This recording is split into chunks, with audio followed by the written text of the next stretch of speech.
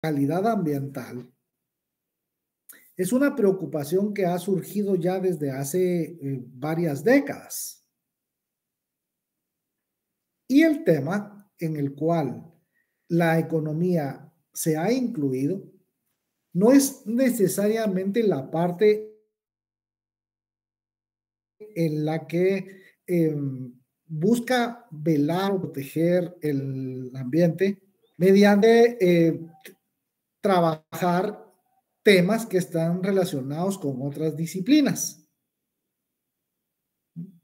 No busca dar respuestas técnicas desde el lado de la agronomía, desde el lado de la ingeniería ambiental, desde la agroforestería, biología. No, esas ciencias están desarrolladas para atender las variables físicas de los temas ambientales.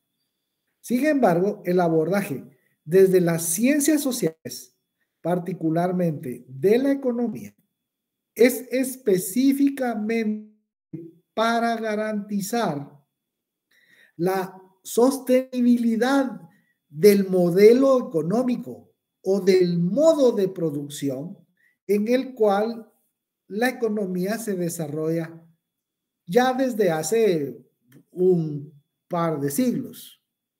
Y esto es el sistema capitalista.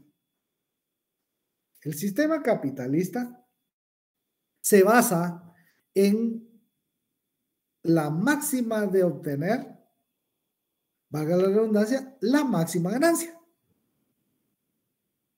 Esta es la preocupación, ese es el objetivo principal, la obtención de la máxima ganancia. Para obtener esa máxima ganancia, previamente hay que pasar por encontrar la forma de administrar mejor recursos escasos. He de reiterar que cuando esto empieza a acuñarse y a verse bajo esa visión ortodoxa, la visión tradicional o convencional de la economía, los recursos naturales no encajaban en esa parte de ser recursos escasos.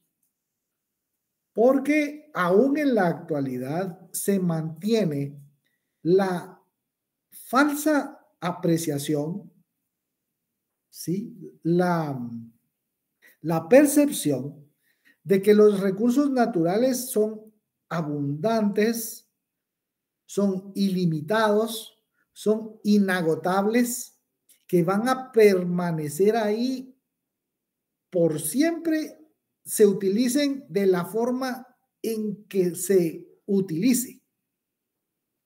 Y ya vimos que eso no es exactamente de esa manera.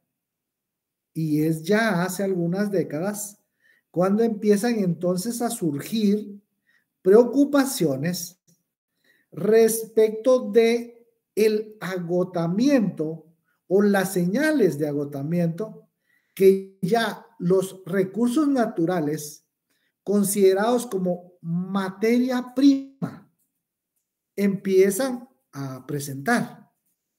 Entonces, la preocupación viene no porque estamos contaminando el ambiente y el aire, el agua, pobrecitos los peces, la biodiversidad, no tiene absolutamente nada que ver con que los economistas quieran ver este problema desde el enfoque que le corresponde a la agronomía, a la ecología, a la biología, a todas las aplicaciones de la ingeniería. No, para ello están esas disciplinas, esas otras ciencias, del lado de las ciencias exactas. Del lado de las ciencias sociales, corresponde más bien enfocarnos en los temas del enfoque de institucionalidad, ¿se recuerda?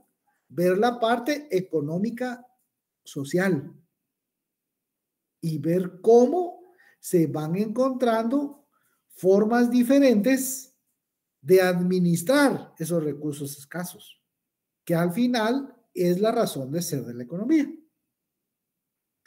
Pero es para garantizar el funcionamiento, para garantizar la existencia, para que el sistema prevalezca y continúe. Entonces empezamos a ver los temas de la teoría de los sistemas y ya a dejar de considerar la economía como un sistema cerrado, que no tenía conexión ninguna con el exterior, ni siquiera en el sentido de preocuparse de dónde venían los factores de producción, particularmente el factor de producción tierra, dónde están los recursos naturales. Pero como empiezan a haber señales de agotamiento, estos recursos entonces empiezan a escasear. Y eso sí prende las alarmas, porque cuando eso sucede, la parte de la estructura de costos se ve afectada. Y eso no puede ser, porque entonces no nos permitiría alcanzar esa máxima ganancia que se busca. Hay entonces que repensar la forma en que estos recursos naturales se están administrando. Bueno, entonces ahí empiezan preocupación de grupos específicos, se crean unidades de análisis encaminadas a, primero, entender qué está sucediendo. Después, perdón, a plantear soluciones desde el punto de vista de la economía de qué se puede hacer para ir encontrando formas de mejorar el uso de los recursos, evitar el desperdicio, reducir los residuos, los desechos, utilizar de una mejor manera las materias primas, porque siendo recursos escasos, es importante utilizarlos de la mejor forma posible para tener estructuras de costos que nos permitan continuar siendo competitivos. Estemos en la producción que sea. Bueno, ahora, ya durante la década de los 70s, empiezan las primeras cumbres importantes para trabajar estos temas. En el denominado Club de Roma, en 1972, resulta un informe que se conoce como los límites del crecimiento. En este informe de los límites del crecimiento. Perdone, todavía no ha cambiado de diapositiva, No, ¿verdad? todavía no. Todavía gracias. no. Aquí estoy todavía. Estoy en el primer párrafo. Club de Roma en el 72. Muchas gracias. Ya empiezan a ver. Estoy en la primera. Aquí. Desarrollo sostenible. Aquí sigo. No estamos. Bueno, solo vemos el título ahorita. El título, ¿cómo así? Ahorita ya cambió. Antes no había cambiado. Gracias, Lick. Bueno, aquí está, es esta. Y sigo en el primer párrafo. Bueno, en 1972 empiezan a plasmarse en documentos, en informes que se realizan para, primero, ya matizar ese vínculo que existe entre crecimiento económico y la escasez de recursos. Y cómo esta segunda situación, que los recursos sean escasos, hace que o se produzca menos o se produzca más caro. Que para términos prácticos resulta en un menor crecimiento de la economía. Hay que hacer algo sobre eso, porque los niveles de producción, lo que se espera es que sean crecientes, pero no pueden crecer bajo condiciones en las cuales las materias primas e insumos constituyan un costo tan alto que el margen que se espera recibir disminuya, porque entonces se dedican a otra cosa. Bueno, sigue pasando el tiempo y se siguen dando los mismos problemas. Y cada vez empeora el asunto.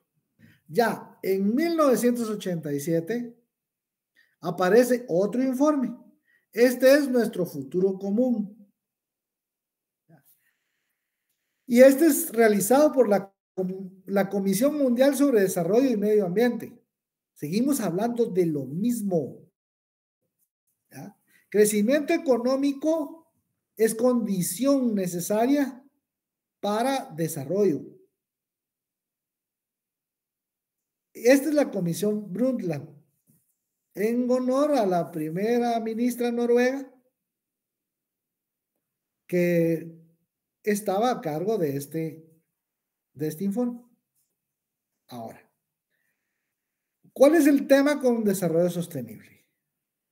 Desarrollo sostenible es aquel modelo, aquel enfoque en el cual podemos utilizar los recursos disponibles,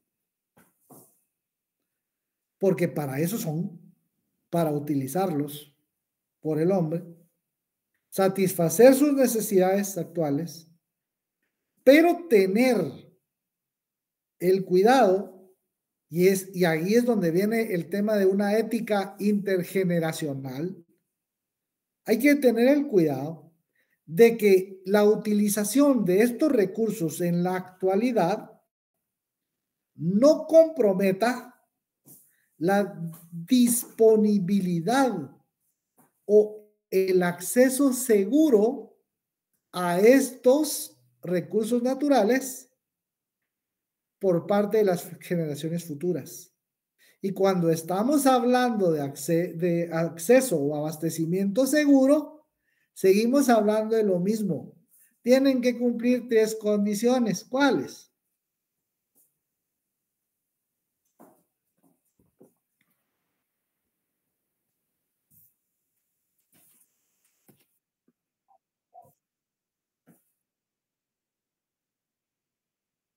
Ya, entonces,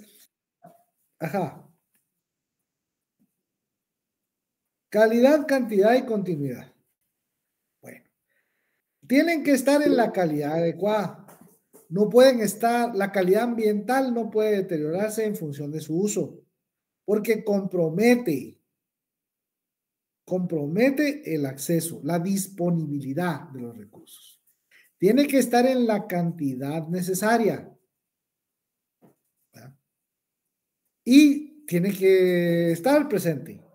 Tiene que haber continuidad. No puede agotarse, no puede extinguirse por el uso que se le dé. Entonces, este tema pasa por 3 esferas o 3 pilares. Lo van a encontrar si ustedes deciden realizar una búsqueda de qué es desarrollo sostenible, les va a salir ese concepto en el cual desarrollo sostenible es un enfoque que busca el aprovechamiento de los recursos en la actualidad, pero hacerlo de una forma que no comprometa ni la calidad, ni la cantidad, ni su presencia o existencia para las generaciones futuras. Y se basa en 3 pilares, en 3 enfoques de un mismo enfoque, o 3 subenfoques si quiere, o 3 esferas. Lo ambiental, lo económico y lo social. Y todas estas son dimensiones del desarrollo sostenible. Ese desarrollo sostenible lo que busca es efectivamente garantizar una mejora en el nivel de bienestar de las personas. Pero eso únicamente se puede lograr como resultado de, primero, crecer económicamente como condición necesaria. Pero adicionalmente, tiene que existir la condición suficiente, equidad. Y esto en el marco de una relación economía y ambiente en la cual la primera no destruya el medio natural.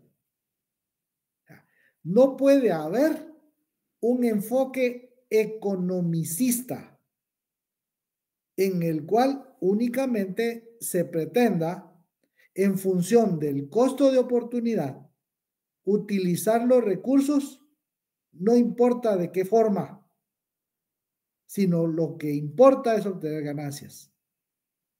Eso no puede existir, porque no habría sostenibilidad en el modelo. No nos apartamos de la idea original de que todo esto lo que busca es perpetuar el sistema, el modelo capitalista. Y no es que eso sea malo, para nada. Si es el que conocemos, si es el que vino para quedarse. Y yo veo muy difícil que en los próximos 400 años, si la humanidad sobrevive tanto, haya un nuevo modelo económico que no sea más que un refrito, un recalentado o una versión neo del sistema capitalista. La economía mundial está basada en esto. Ya no hay socialismo, comunismo, no. Los últimos bastiones son más capitalistas que los gringos, si quieren. Los chinos son más capitalistas que los gringos. Y los rusos tienen más conexiones en mercado externo y por eso es que tienen tantos problemas con el conflicto Rusia-Ucrania. Que muchos países llamados occidentales. Ya no está vigente el tema aquel que el estadio superior de los modelos de producción es la parte de comunismo-socialismo. Lamento informarles que no. El sistema capitalista vino para quedarse. Y ahí está. No hay que sea bueno, que sea malo, que sea el mejor, que no lo sea. Ese no es el tema de discusión.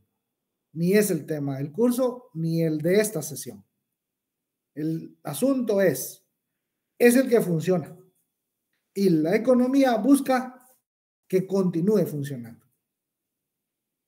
Y solo lo puede hacer si garantiza sostenibilidad ambiental. El impacto en la producción de bienes no debe destruir, no debe agotar, no debe llegar a límites en los cuales haya un punto de no retorno respecto de la capacidad de carga que tienen los ecosistemas. La capacidad de carga está en función, por ejemplo, de cuánta agua se puede utilizar en una cuenca para no agotar el recurso y para no interferir con los procesos naturales que en esa cuenca se dan.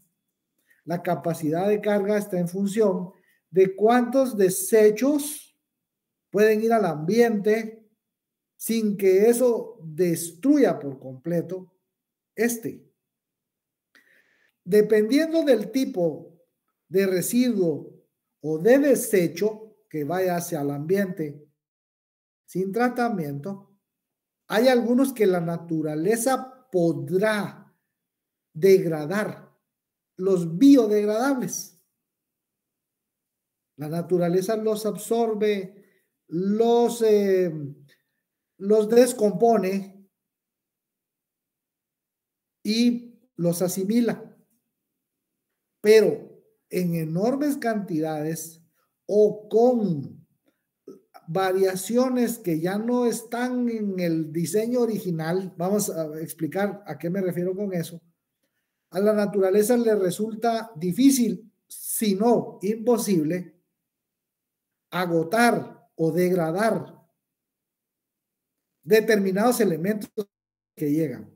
Eso en lo ambiental. En lo social, hay que fomentar estilos de desarrollo que vayan reduciendo las brechas de inequidad que se han fomentado en función de situaciones estructurales, como en el caso de Guatemala, los temas de tenencia y distribución y tenencia de la tierra. Por eso es que es tan esencial el comprender qué es lo que pasa con las pequeñas unidades productivas y qué es lo que sucede con las medianas y las grandes. Ese modelo en el cual un alto porcentaje de la población, particularmente la rural, depende de un factor de producción que está tan mal distribuido, lo único que hace es fomentar el crecimiento de las brechas de exclusión social, que haya mucha inequidad. Explicamos respecto de que la economía en lo macro pareciera funcionar de lo mejor, pero cuando caemos a los aspectos microeconómicos, nuestros indicadores sociales nos indican lo contrario. Ajá. Entonces, ahí pasamos al tercer elemento, la sostenibilidad económica.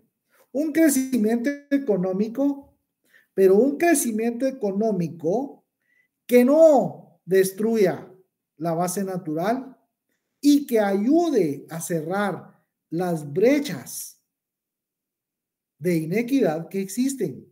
Y eso es lo que se conoce como crecimiento verde inclusivo. ¿Ya? Tenemos la parte ambiental, tenemos la parte social. Vamos bien hasta ahí. Silic. Veámoslo ahora acá, en este gráfico. Y volvemos a utilizar, volvemos a recurrir a la teoría de conjuntos. Porque esas esferas son eso. A, B y C. Las tres esferas o los tres pilares del desarrollo sostenible. Sociedad, economía y ambiente. Adelante.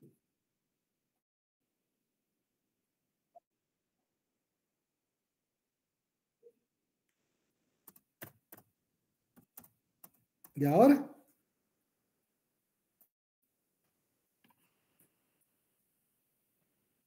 Ahora ya. Pues esta es acá entre enlace intersecciones de cada uno de estos. ¿Se recuerdan que usamos esto para consumo intermedio? ¿Oh? Los espacios donde se cruzan. Vaya, aquí estos son los puntos de encuentro. Esta zona de aquí es la que para algunos esquemas es la de donde está la sostenibilidad. Pero tenemos que ver esta parte. Veamos. Punto de encuentro entre sociedad y ambiente. Este de acá es lo que se utiliza para identificar ciudades sostenibles. Una ciudad sostenible se preocupa de temas de movilidad urbana, se preocupa de eficiencia energética, se preocupa de reducir su huella de carbono, se preocupa de reducir su huella hídrica. ¿Tienen algún problema con alguno de esos conceptos? ¿Cuál es la huella hídrica, Lick? Perdone. Bueno, todos lo que conocemos, todo lo que vemos, tienen común dos elementos: agua y energía. El agua que está incorporada a la producción de bienes y servicios, no toda el agua se puede ver. Esa es el agua virtual. Toda el agua que se necesita para producir bienes y servicios no se ve. Bueno, salvo, por supuesto, que estemos hablando de bebidas, que estemos hablando de líquidos, ahí va a haber el agua que esté incorporada en ese bien. Pero para realizar todos los bienes y todos los servicios, se necesitan cantidades de agua. Otra medición respecto de esto es que se estima que cada persona, en ciudades como la ciudad de Guatemala, cada uno de nosotros utiliza en promedio unos 125 litros de agua diarios para atender su higiene personal, la preparación de sus alimentos y todas aquellas otras actividades en las que participa diariamente, en las que el agua está presente. Y esas todas, ¿no? Entonces, en promedio, cada persona en ciudades como Guatemala, 125, 150 litros por habitante al día. Es el consumo promedio. Pongámoslo en 5 habitantes por familia, en promedio. ¿Cuánto utiliza cada habitante diariamente? 125, 150 litros. Si utiliza más o si utiliza menos. Si utiliza más, su huella hídrica, que es toda el agua que consume, se incrementa. Si utiliza menos, por supuesto, disminuye. Eso es tanto para hogares como para comercios, como para industrias. Todos los bienes y servicios necesitan agua para poder realizarse. Todas las personas necesitamos agua para poder subsistir. Toda esa cantidad que consumimos constituye nuestra huella hídrica. Muchas gracias, Lick. Agradezco. Muy bien. Tenemos una clase posterior en la que ahondamos con esos temas. Ese es uno, ciudades sostenibles. Sociedad y ambiente. Bueno, pero eso también tiene que ver con temas de economía, porque ahí hay ahorros de recursos importantes y hay costos evitados importantes también. Nos vamos a la parte de sociedad y economía. Mejorar los niveles de bienestar a través de mejorar educación, salud, seguridad alimentaria. Por ejemplo, punto de encuentro entre economía y ambiente. Y hay algo que se viene promoviendo desde hace ya una década y media, o digamos que una década, que ha tomado bastante más fuerza. No es nuevo, pero ha tomado relevancia y ha tomado mucha fuerza durante los últimos 10 años. Y este es el tema de la economía circular. La economía circular lo que busca es pasar de un esquema lineal de extracción, producción, consumo y desecho. Recuérdense que la economía analiza relaciones sociales de producción, distribución y consumo de bienes y servicios. Pero el enfoque tradicional es lineal y termina con la disposición de residuos y desechos. El enfoque de economía circular busca alargar los ciclos de vida de cada uno de los elementos que está presente en un bien o servicio. Particularmente en el tema de bienes, se puede entender mejor.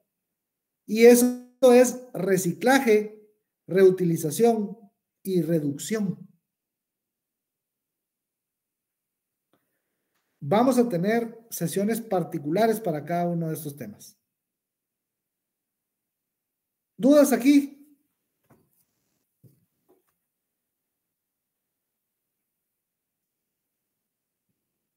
Ninguna, Lick, todo está No, claro. personal no.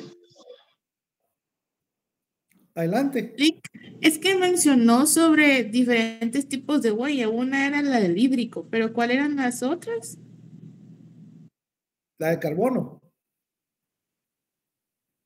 La huella de carbono es en función de, vaya, prácticamente todas las actividades económicas, todas las actividades económicas producen impactos y efectos sobre el ambiente. Refiriéndonos a los efectos e impactos negativos, podemos hablar de los residuos. Y se producen residuos en los 3 estados de la materia: líquidos, gaseosos y sólidos. Los residuos orgánicos, no importando cuál sea su forma o su estado, de nuevo, líquido, sólido o gaseoso, los residuos orgánicos producen gases, efecto invernadero, y producen gases en general durante su descomposición. Los que producen gases efecto invernadero producen CO2 u otros gases que provocan calentamiento global. Eso normalmente se estandariza en carbono, el CO2. Y si produce mucho, tiene una huella de carbono alta. Si produce poco, tiene una huella de carbono baja. Si utiliza medios de transporte que son contaminantes, su huella de carbono sube. Si utiliza bicicleta, su huella de carbono baja. Si camina, eso. Si dispone bien sus residuos, particularmente los sólidos orgánicos, que son los que le corresponde, su huella de carbono disminuye. ¿Sí? Sí, gracias. Con gusto. Vamos pues. Ahora, todos hemos escuchado de la famosa Agenda 2030. La Agenda 2030 es la apuesta del sistema de Naciones Unidas para mejorar y garantizar desarrollo sostenible. Y eso lo hace a través de 17 objetivos. Los famosos ODS, Objetivos de Desarrollo Sostenible. Y aquí vemos las 3 esferas: economía, ambiente y sociedad. Los 3 pilares del desarrollo en diferentes problemáticas, coyunturas culturales o estructurales, la mayoría, que deben atenderse. Estos no son obligatorios, son sugerencias y son compromisos con los cuales los países que participan en el sistema de Naciones Unidas se han comprometido a cumplir antes de 2030. Y observamos aquí, por ejemplo, está cuáles son esos 17 objetivos de desarrollo sostenible: fin de la pobreza, hambre cero, salud y bienestar, educación de calidad. Estos tres. Adelante.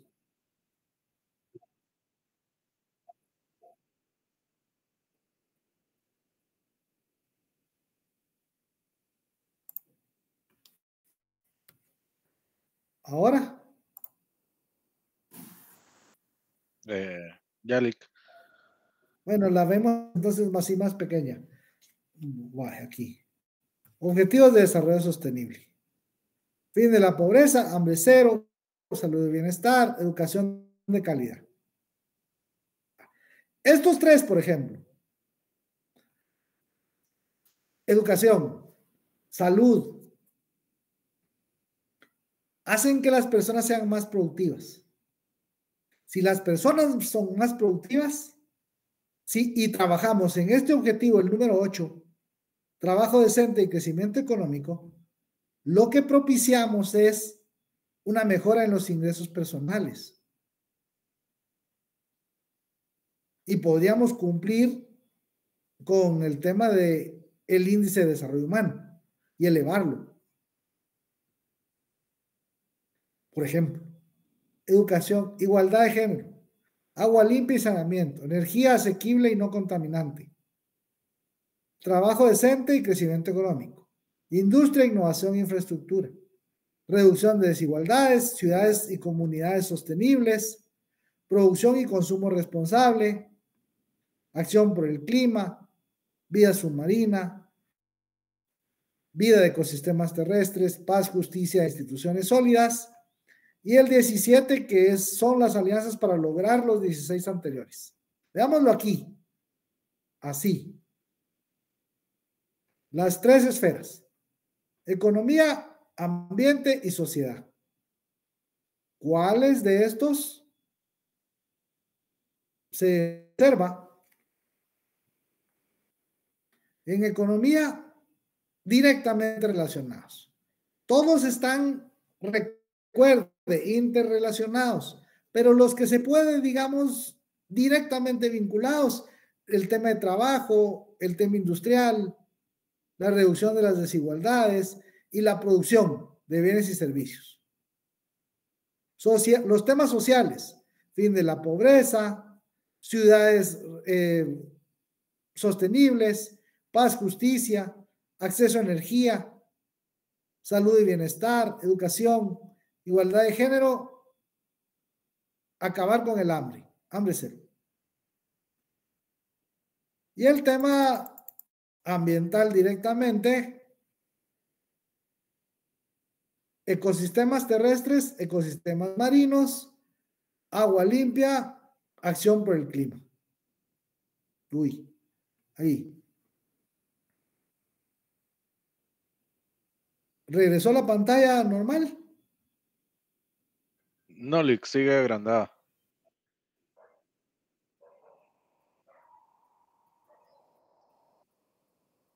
¿Ahora? No, todavía no.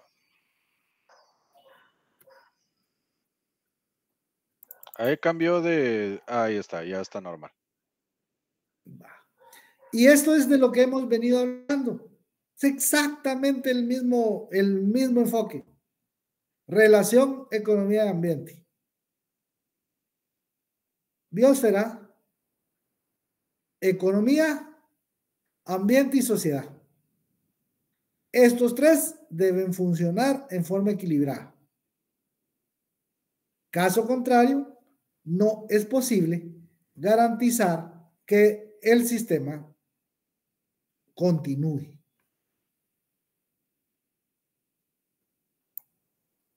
Ahora, comenté que todas las producciones,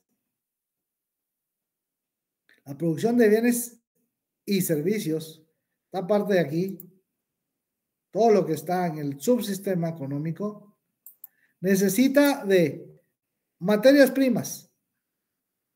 Todo viene del ambiente. Todo. Combinar y transformar. Producir. Distribución y consumo. Y la disposición.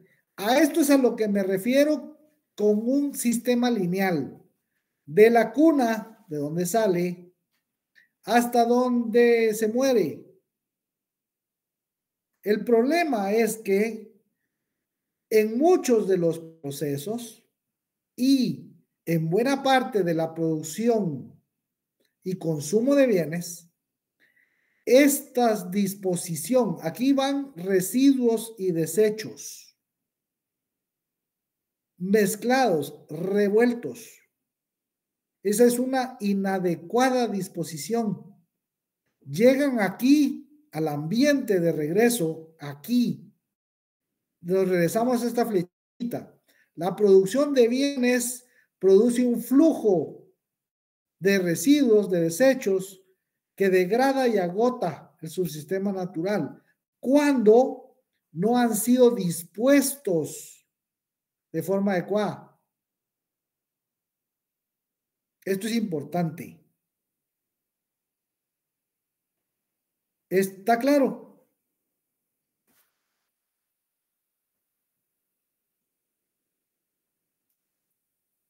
Supongo que sí. Veamos entonces. Todas las actividades económicas y todas las etapas del ciclo de producción, distribución y consumo producen impactos ambientales. Esta se observa mejor si se puede, si la vemos así. ¿Está en pantalla?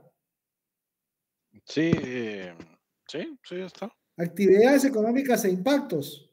Sí, exacto. Va. Bueno. Se extrae materia prima. Se procesa. Combina y transformar. Manufactura. Producción. Empaque y transporte. Uso. Reciclaje o disposición final. Cualquiera de las dos. Hay impactos sobre todos los sistemas ambientales, sobre la atmósfera, sobre el suelo, sobre el agua. Hay durante la extracción, la producción de bienes y servicios y la disposición de residuos y desechos, los que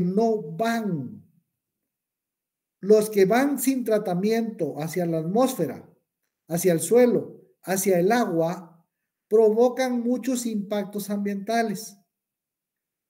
Calentamiento global, acidificación del aire, acidificación de los océanos, eutrofización.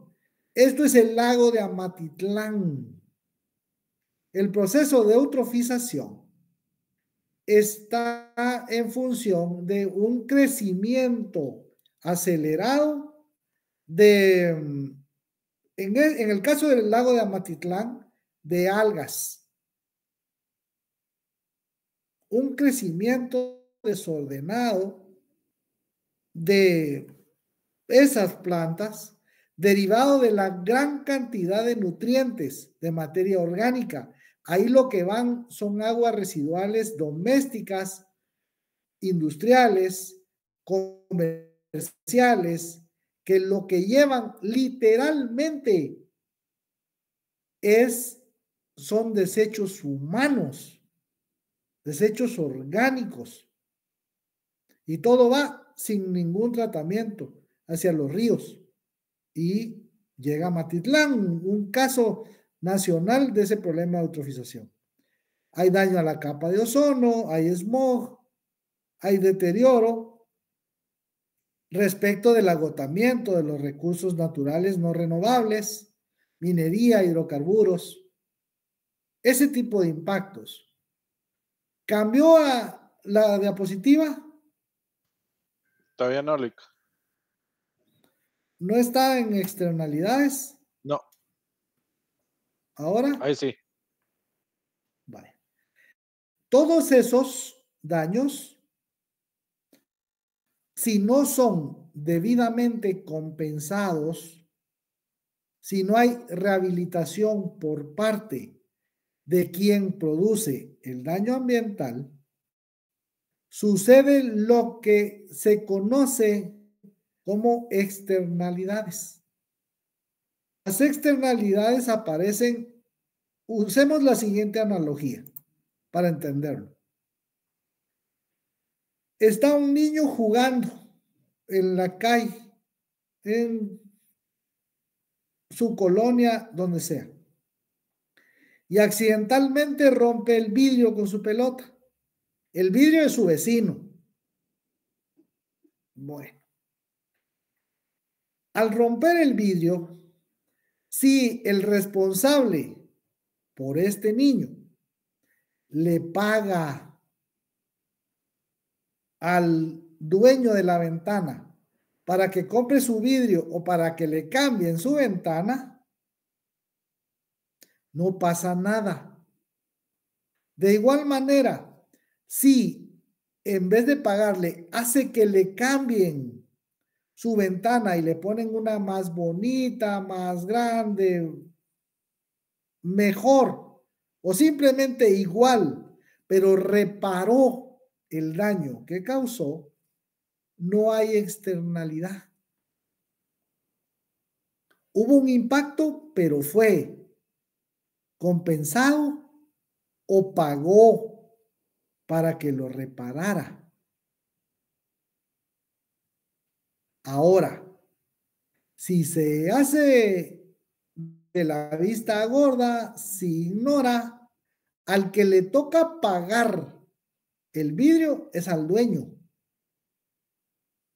Entonces ahí lo que está haciendo es que el daño que causó alguien más lo tiene que pagar usted para reponer,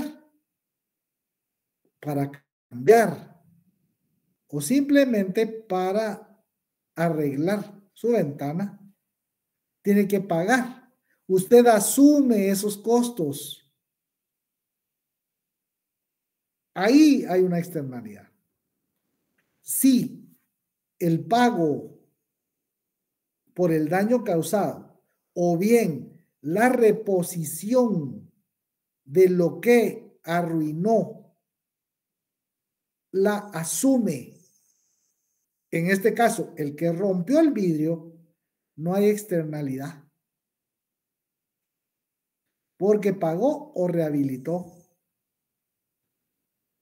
Compensó el daño. Esto es clave. ¿Me estoy explicando con esto? Sí, Lick.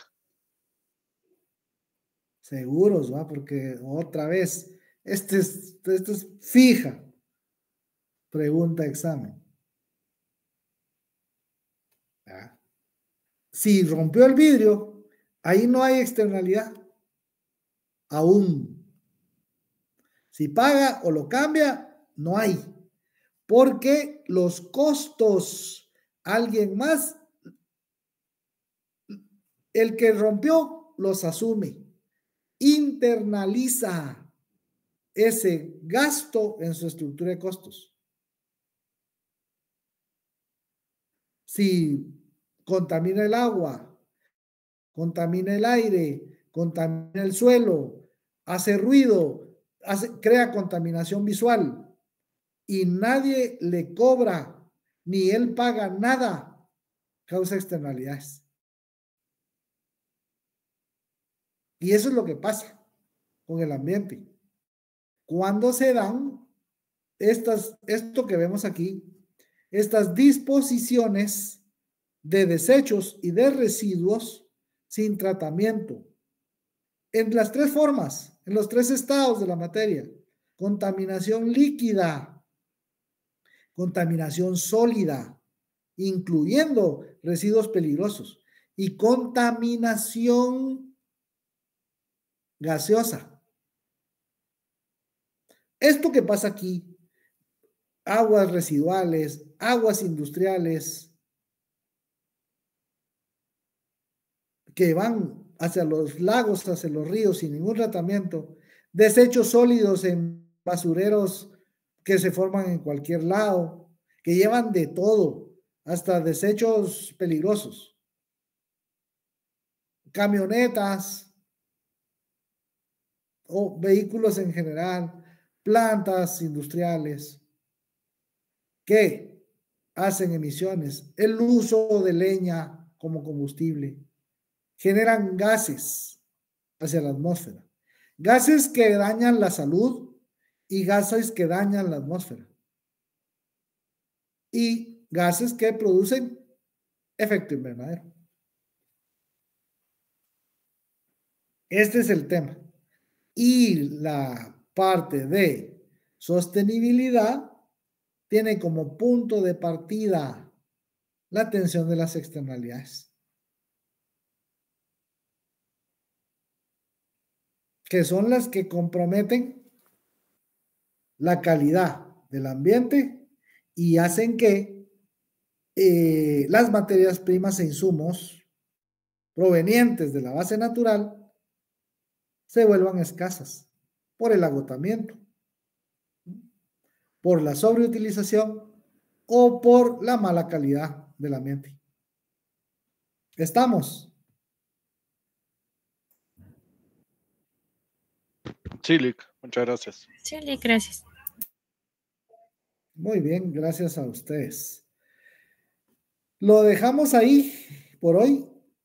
Nos vemos el jueves. Misma hora y mismo canal. Gracias, Lick. Muchas gracias, licenciado. Feliz noche. Buenas noches. Feliz noche, licenciado. Muy bien. Feliz noche.